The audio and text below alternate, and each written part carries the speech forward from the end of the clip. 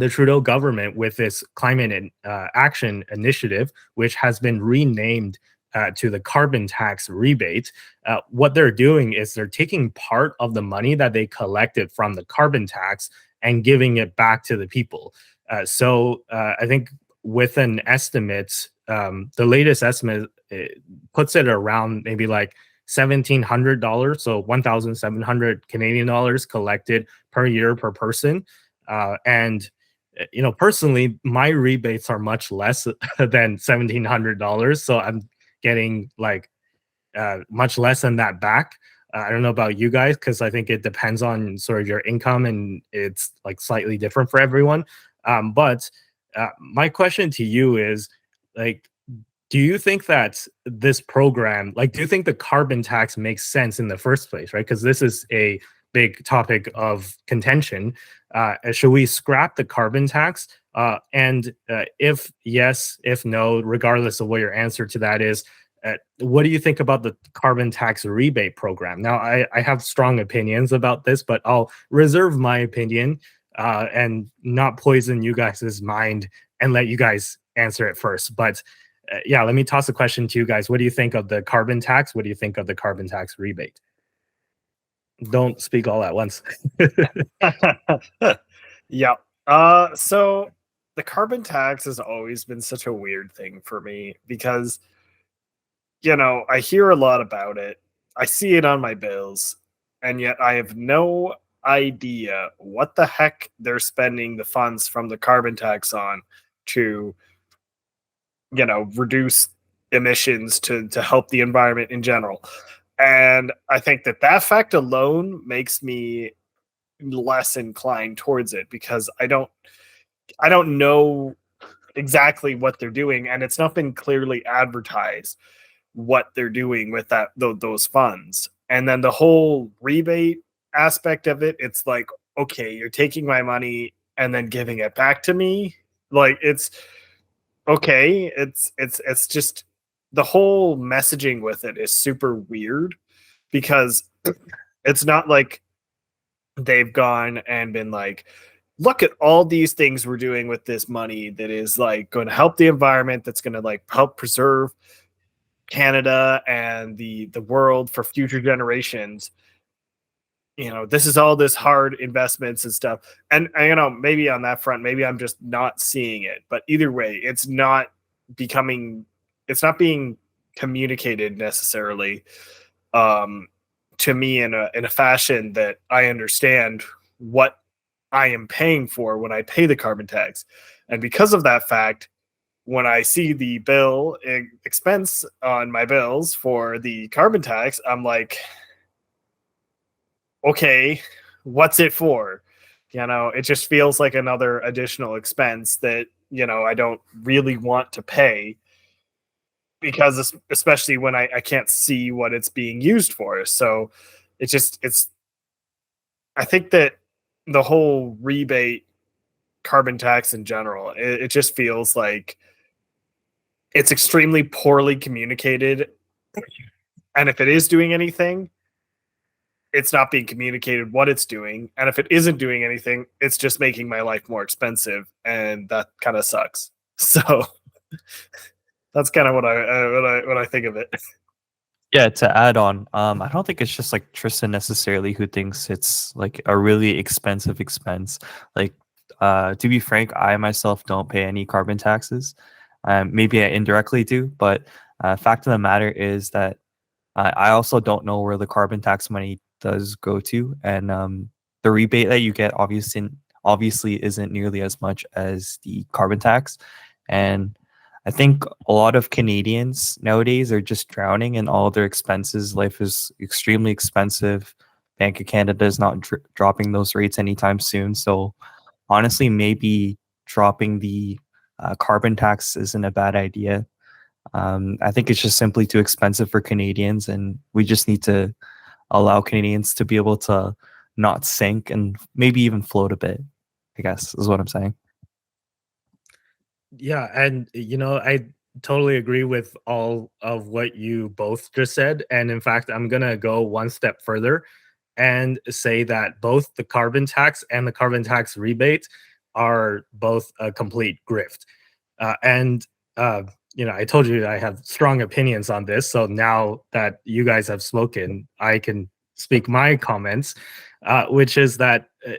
So the way I look at it is, uh, you shouldn't tax people for consuming things that they need to live. Right? It's like if I were to put an extra tax on food, and the carbon tax is essentially like that, right? Because what happens when you don't heat your home when it's negative 40 degrees outside, right? So you guys live in Calgary. So if I remember correctly, there was like a week or a weekend where the temperature in Calgary dropped below negative 40, right? So uh, it's you either heat your home or you literally freeze to death, right? Like that's literally your two options. So in that case, you're paying a carbon tax just to be able to live, right? And I don't think that that's you're increasing the cost of living like at the most fundamental level possible when you tax like things for heating and stuff.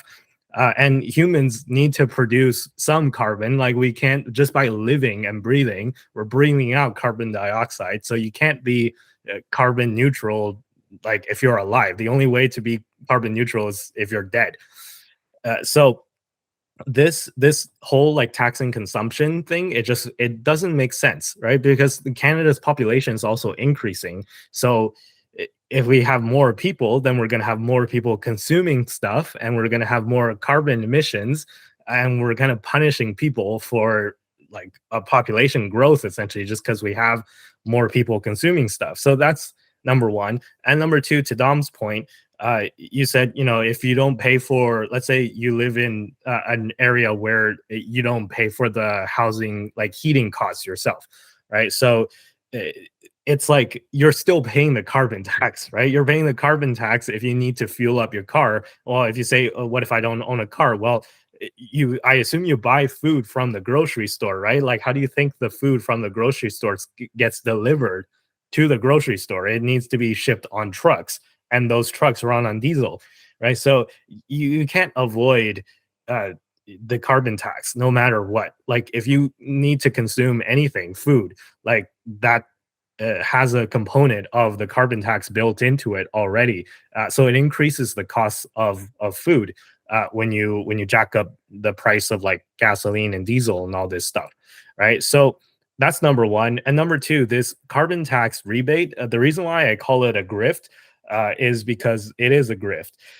So um, the reason why I call it a grift is because it just doesn't make sense from like a philosophical level, right? So, for example, if the government taxes you $1,700 per year, and then you get back, let's say $700, why do they need to do that? Why can't they just tax you $1,000 in the first place? Like, what's the point of taxing you $1,700 and giving you $700 back, right?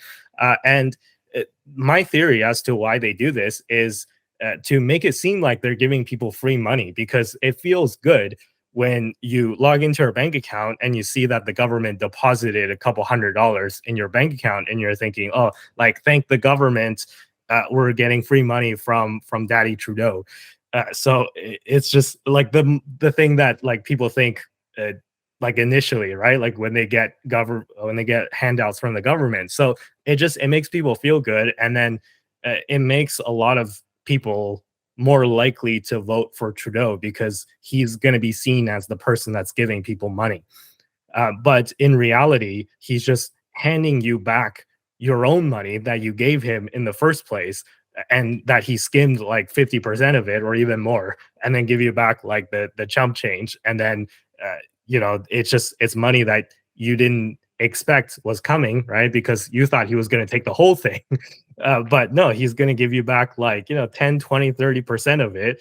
And then you're supposed to thank him and vote for him again. So this is why I call it a grift, right? And if you really wanted to help Canadians, especially now when inflation is so high, when the cost of living is so high, just scrap the carbon tax and give everybody a tax break.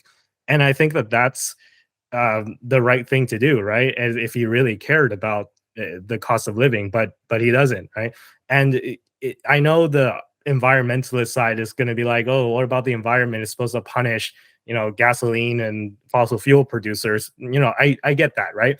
But I think it can't come at the expense of making people starve on the streets, which is literally like it's contributing to that, right? I'm not saying that that's the sole cause of poverty and stuff, but it's contributing to that. So yeah, that's kind of my thoughts. And obviously, if I haven't made it clear, I think the carbon tax should be scrapped and this whole program should be scrapped. And one final point, as Tristan was saying earlier, what is the money being used for, right? Like instead of giving a rebate, you should maybe invest the money into building out more EV infrastructure, right? That would be a much better use of the money than just giving people back the money in terms of a rebate. So, I got the rebate, and guess what I did with the rebate? It was enough for like 2 tanks of gas. So I got 1 tank of gas and I used the other half of the money for like steaks and stuff, which like, people say that eating meat is like less environmentally friendly than eating plants, but it's just like, I literally use the money for like some of the least environmentally friendly things, right? It's like I used it for like big steaks and I used it for a tank of gas. So yeah, this is all like, it just doesn't make sense to me. But let me toss it back to you guys for some final comments, and then maybe we can move on after that. Some final comments. So one thing that was like on my mind, I kind of want to confirm. So like with the carbon tax, if you get like your bill, for example, on the carbon tax, do you get taxed on the tax? So like there's also like a GST or HST or whatever it's called on that carbon tax as well. So it's like a dual tax, double tax. You don't get taxed on the GST portion, but it's like, you have you just have an extra tax, right? So it's taxed on the subtotal, but it's just like you still have to pay your like sales tax. And like I think for natural gas, like home heating, there's like delivery charges as well.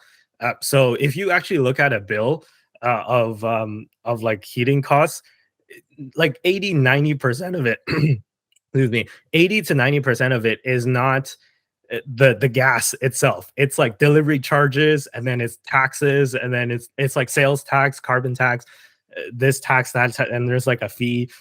It's all a huge grift, in my opinion. The portion that you can affect by turning down your heating or turning up your heating is like under a half. It is probably like a third at most that you can actually affect. And that goes for electricity too, honestly.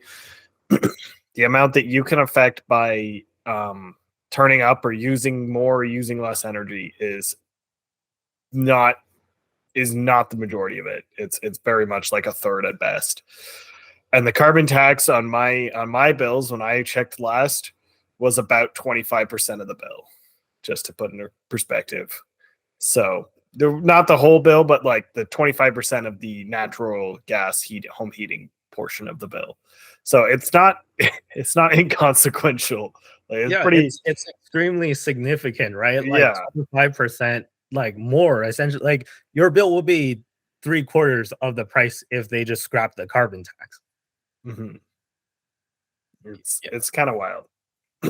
and then the other fact, well, we weren't going to get into this, but the fact that then some provinces are getting that tax on their heating waived and others are not is also kind of savage. But we'll I'm not going to get it. We're not going to get into that one.